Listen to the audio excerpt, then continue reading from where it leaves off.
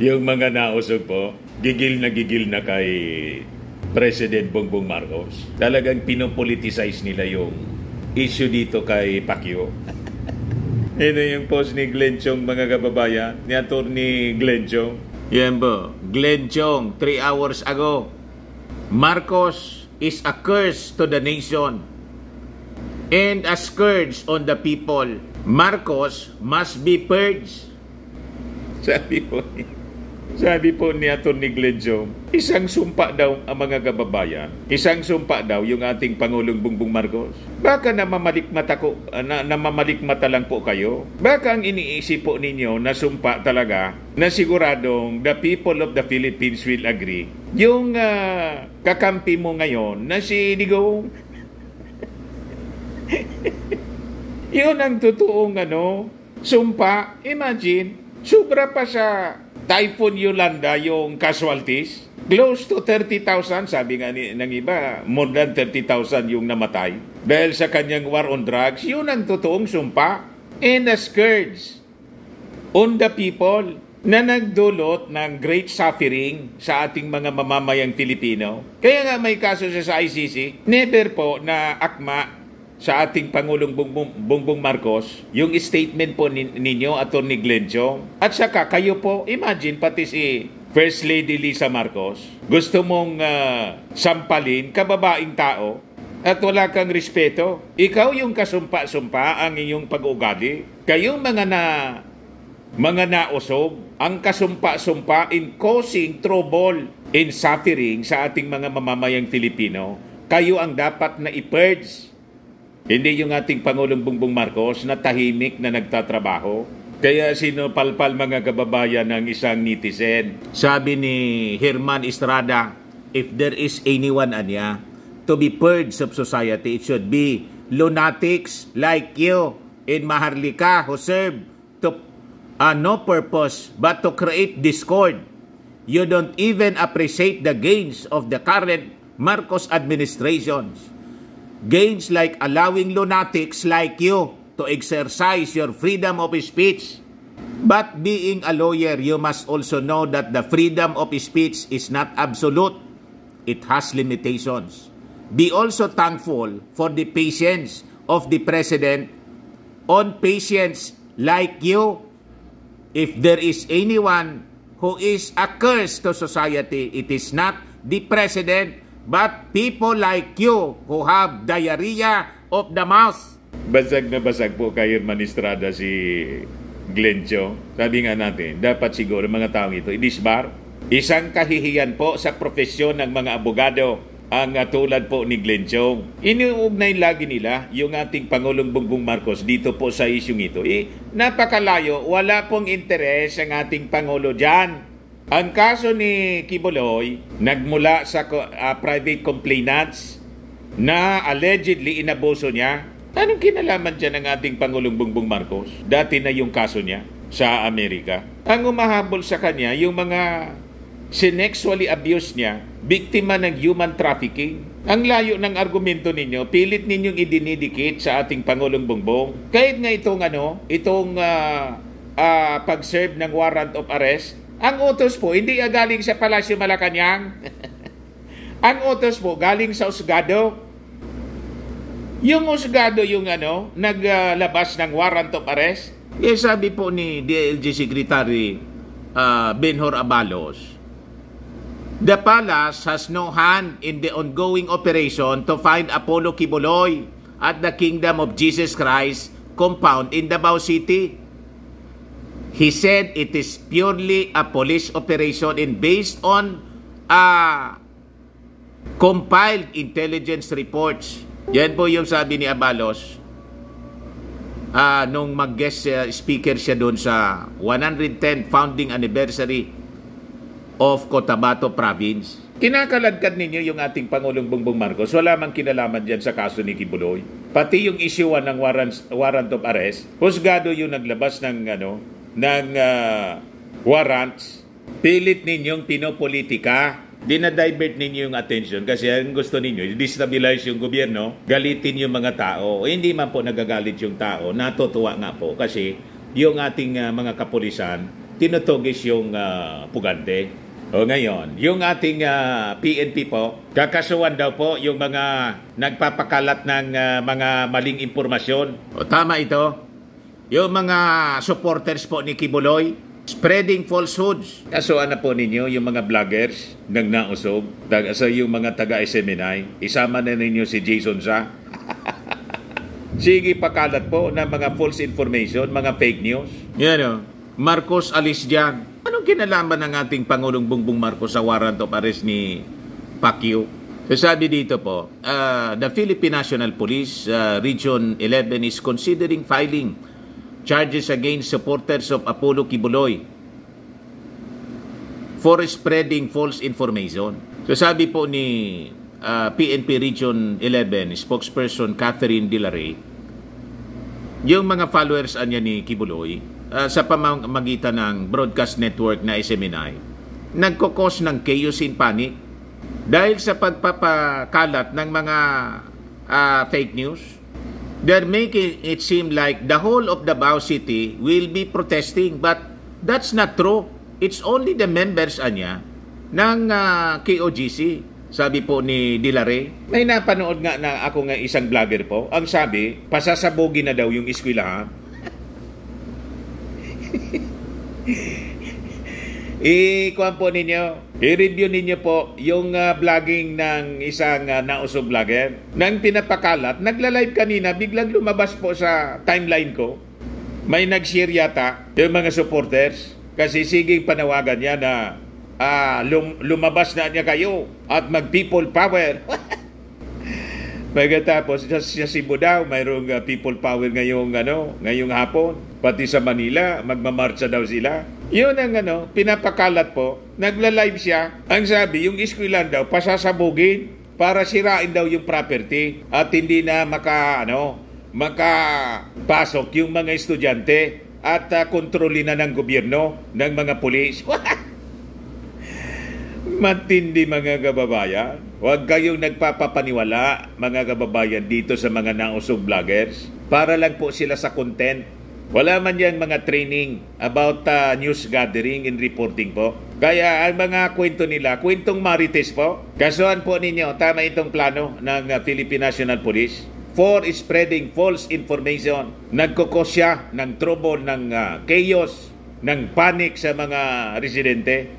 So sabi rito, this comes after SMNI in a social media post claimed that the police had implemented a lockdown at all entry points to Davao City to allegedly prevent supporters of the fugitive preacher from entering. Pati daw yung airport sinara.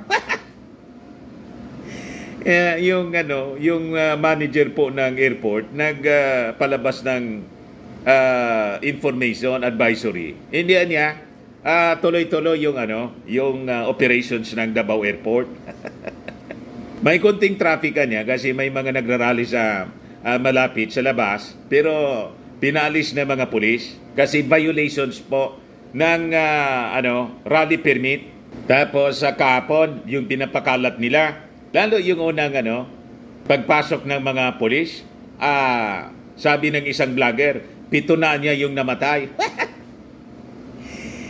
Yun pala mga kababayan, yung namatay, hindi man sa police operation na yung police binaril o kung sinaktan, yung namatay. Yun pala po, heart attack because of fatigue. Kasi hindi na daw kumakain sa kababantay kay Pacquiao. Kita ninyo? Yan po sabi rito, demonstrators also violated the terms of the protest permit, sabi po ni Dilaray. The demonstrators also violated the terms of protest permit, sabi po ni Dilaray. Kasi yung permit stated that they would only conduct prayer vigils and candlelighting daw, rallies, sa loob lang ng Kingdom compound. The stated purpose of the protest, however, was not observed. Instead, they occupied lanes of the Philippine-Japan Friendship Highway in Davao City, causing traffic and tension. Tapos, blinak pa ng mga protesters yung kalsada papuntang airport, compromising access to the international gateway, according to the police spokesperson. They claim to be law-abiding citizens, but they are the ones violating the permit they obtained from the city government of Davao by occupying the highway. Binigyan ng permit ng Davao kasi alam na ninyo, si Baste yung mayor, kalyado nila. Kaya dapat po sa 2025 lumaban si Migs Nograles na mayor. Yun ang dinig ko po para mapalitan na po sila dyan sa Davao. Maging tahimik na po yung lugar na yan. O ngayon, dito naman tayo sa iba pang kwento. Kay Harry Roque naman tayo. Sinupalpal ni Congressman Barbers si Harry Roque. Tigilan mo anya yung feeling so important. Alam mo anya, importante kang tao. Ganyan ang mga feeling ng mga taga Pinta Kingdom. Kala nila sila na lang yung magaling. Mga indispensable people sila. May mga taong ganun po. So palpal ngayon si Harry Roque kay Barbers.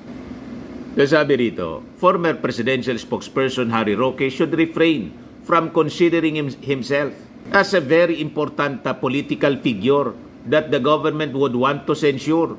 Sabi po ni Congressman Barbers. Sabi po ni Barbers na yung Quad Committee na nag-iimbestiga sa mga issues related to Philippine offshore gaming operators or POGO hubs, saka yung illegal drug trade and alleged human rights violations. Hindi yan interesado in stifling anyone's free speech, sabi po ni Barbers, as Roque claims. Ayun, feeling nila mga mahahalagang tao kayo. Wala kayong kakwinta-kwintang mga personalities. Kaya nga, talo ka. Ang layo-layo, mga kababayan, during the elections. Sabi ni Barbers, if the government will truly intent on silencing political opposition, Roque would not be its target. Well, ako, ang masasabi ko lang, medyo parang siguro bawas-bawasan ni Atty. Harry Roque yung paniwala na napaka-importanting political figure niya para sikilin yung kanyang freedom of expression, sabi po ni Barbers. Huwag na sanang haluan ng politika dito. Wala hong politika dito dahil kung meron, sisikilin na freedom of expression, di sana, hindi ikaw, no? Hindi ikaw. Marami siguro dyan. Di ba? Sinigong na sana. Kasi yun man talaga yung puno. Sinigong libre na magmura na ng magmura kung ano ang pinagdadaldal laban sa ating Pangulo, pati destabilization, arap-arapan ang ginagawa. Pero hinabol ng gobyerno, di ba libre siya na magdaldal ng magdaldal? Hindi nga sinasagot ng ating Pangulo, hindi pinapatulan yung mga pagdadaldal nila. Roque last Friday night posted a video of him near the EDSA shrine criticizing the government for allegedly silencing his critics after the House Quad Committee ordered him detained for 1 day. Nananawagan na po doon si Roque ng EDSA People Power. Wala man tao. Siya man lang at yung mga vloggers ng mga nausog. Wala mang maniwala sa kanila. Walang maikayat. Ngayon si Harry Roque, wala man tao sa paligid niya. Yung mga vloggers nandito, hindi nga siguro mag-20. Lahat mga vloggers nila. Sabi ni Roque, ang dami niya kami rito. Yung mga nanonood sa mga vloggers niya, 50,000. May mga tama sa ulo mga kababayan itong mga taga-nausog. Sabi ni Barbers, they do not issue contempt orders on a whim, noting that they only cite resource persons for contempt if they lie or give wrong answers or documents. Wala akong ganon, hindi po natin ini-entertain at saka hindi po natin papayagan na ma-curtail yung freedom of expression, freedom of speech ng kahit sino. Kasi yan po ay labag sa ating saligang batas. So, kung ikaw ay naniniwala na napaka-importante mo, nasa iyo na yan. Filingiro po si Harry Roque. Kala niya, pinakang magaling na siya, sikat siya. Na siya na lang po yung papatulan. Sagutin mo ng maayos yung mga katanungan kasi sa totoo lang, sa tingin namin, paliit ng paliit yung mundo ninyo. Masosokol na sa POGO issue. Sabit. Di ba? Kaya kayo nanggagalaiti kasi namihasa kayo, buwelo kayo noon. Kaya iniimbestiga po yung income ni Roque kasi nag-donate pala ito ng 37 million yata sa kampanya ni sa pundo ng kampanya ni Inday. Yan po, isang kaibigan, former presidential spokesperson Harry Roque was one of Vice President Sara Duterte's campaign donors during the May 2022 elections. According to the Philippine Center for Investigative Journalism, report on September 6, 2022, Roque contributed an in-kind donations of 36 million plus for Duterte's advertisement payments. Siya yung nagbayad po. During the second public hearing of the House of Representatives Quad Committee on the proliferation of illegal Philippine offshore gaming operators or POGOs, Batangas 2nd District Representative Gerbil Jinky Beatrix Luistro and one rider list representative, party list Representative Rods Gutierrez questioned Roque about his family's unexplained increase in wealth.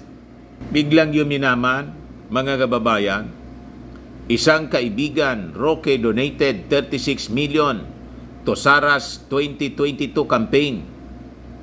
Kita ninyo? O saan galing? Tinanong siya kung magkano yung sweldo niya as spokesman ng dating Pangulong Digong. 200,000 man lang daw. Tapos nung congressman, 300,000 plus. Makadonate ka ng ganon kung yan ang income mo. Tapos may support ka pa doon sa travel companion mo.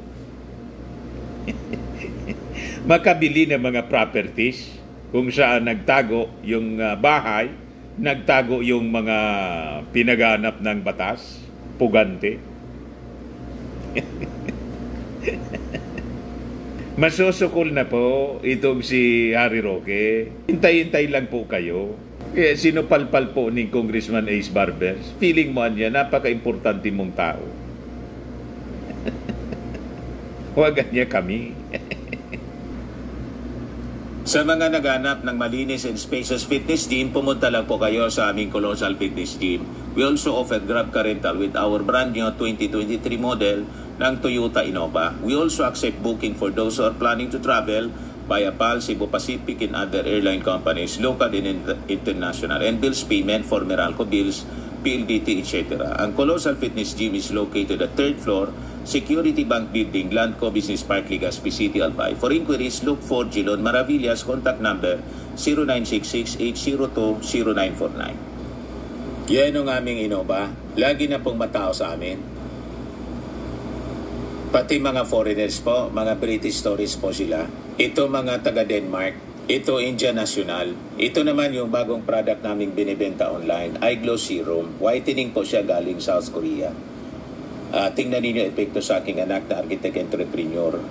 Sa mga inquiries ninyo, dumiretso na lang kayo sa kanyang messenger, Riz Maravillas on FB. Ito naman po, Firmax Firming and Lifting Cream, pinapahid po sa mga pulses and affected area. Mainam po ito sa mga pains at paninigas na mga kaso-kasoan. Ito naman po, Automax Radiant Serum. Sa mukha naman yung application, anti-aging po siya. You will look 10 years younger than your age. Sa mga cancer patients, try nyo po itong Ningxia Red Mix Fruit Drink. Hindi man po siya gamot, food supplement siya. Kaya lang, gawa siya sa goji berry. Yung goji berry po, may anti-cancer properties. Yung mga inquiries ninyo, dumiretso na lang kayo sa aming messenger sa Facebook para masagot namin agad. Ayos pa? Ako po si Dante Maravillas. Bye-bye. God bless.